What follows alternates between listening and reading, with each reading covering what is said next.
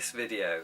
6 ways you could describe Animal Farm and why it matters for your exam. When it comes to answering questions on Animal Farm in your GCSE, being able to define exactly what the story is or even what it might be will give you a brilliant foundation for talking about language, structure, form and context. Here are 6 terms that you could use in your exam, if only to toss around some discussion about the indeterminate form of Orwell's story. Number 1, novella. Animal Farm has definitely been classified as a novella, so aim to use this term in your exam rather than novel.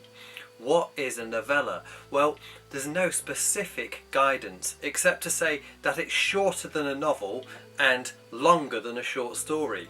Why would Orwell choose this form? He wants to present a certain passage of Russian and European history, roughly speaking 1917 to 1943, in a neat, tidy way so that anyone can understand how events played out in an easy to read narrative.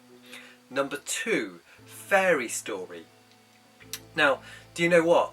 When the novella was first published, it was subtitled A Fairy Story, and you can certainly see the connection with, say, the renowned folklore tales of the Brothers Grimm, what with the talking animals and moral messaging. However, it didn't take long for most publishers to drop this, since they didn't want to mislead their readers into thinking that it might offer them something that it did not, such as a happy ending or a journey of self-discovery. Number 3, satire.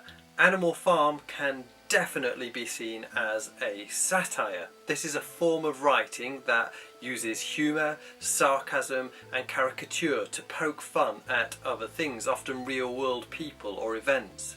Presenting Stalin as a power-hungry pig is just the starting point in Orwell's novella.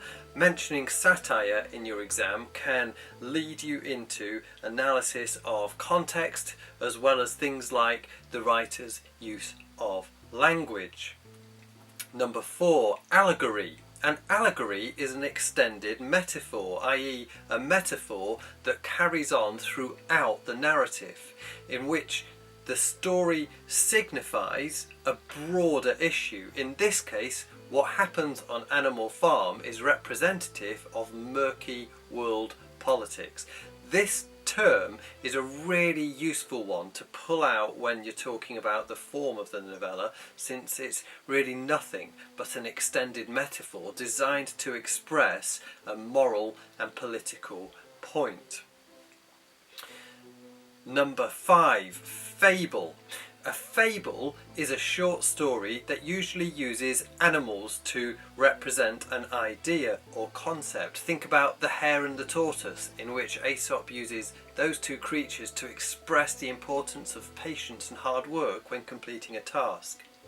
As well as being an extended metaphor, Orwell's story uses the fable form in an extended manner to paint a picture of the whole of that era of history. What's the writer's purpose? He's attempting to send a warning to his readers about the dangers of political extremism. Number 6, dystopian fiction. Within dystopian fiction, an author presents an imaginary world that is at odds with how they would like the real world to be. A dystopian world is often pitched at some point in the future, but it doesn't have to be. George Orwell wrote a famous dystopian novel called 1984, and some people see Animal Farm as offering another Orwellian dystopia. However, arguably, the world it is presenting is so close to the real world that to describe the story as a satire would probably sum it up more comfortably. You can find these details and a whole load more in our Animal Farm revision guide, which can be purchased from the link in the video description. There are also a stack of other revision videos on the Beyond YouTube channel. Thanks for watching. Bye for now.